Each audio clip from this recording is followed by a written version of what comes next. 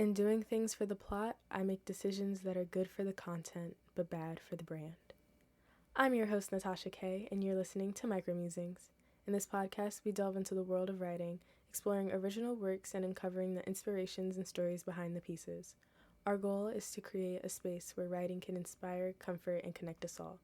Thank you for joining me on this journey. Now, let's dive in. Hi, hello, welcome or welcome back. I don't think I have any real life updates for you, so we're going to get right into this episode. Things we should know about Natasha. I write about literally everything, which led to me adopting the phrase for the content. I said it so often and embodied it even more that multiple people said I should get it tattooed on me. And I did, because for the content. The worst that can happen is that I have cool and outrageous stories to tell when I'm older.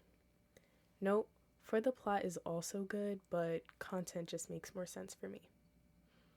Now recently, I broke no contact with someone because I had things to get off my chest, and my homie said I should have closure conversations. Granted, he wasn't talking about this person, but I hear what I want to hear. It went surprisingly well. I stood my ground and held firm on my boundaries, which shocked me because, truth be told, I thought we were going to start the same old cycle back up and get into repeating patterns ASAP. But I just didn't have the energy or mental capacity for all that. I'm really glad I did break no contact though, because I don't have any negative feelings for myself or the other person or the situation anymore. Now, this poem was written prior to them responding, so I was under the impression that I wasn't going to show any progress or growth. Here's good for the content, bad for the brand. I never touched hot stoves as a kid. Wasn't too interested in anything that screamed danger, but I did open cabinets, doors my mother warned about keeping closed. I never cared about her cautionary tales, always wanting to scout the house my way.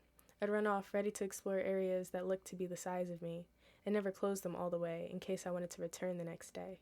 Eventually she took action, realizing her words weren't enough, and hid one of those bobbleheads in a cabinet I liked to play in to catch me off guard. She knew those things frightened me, and that it would get me to stop.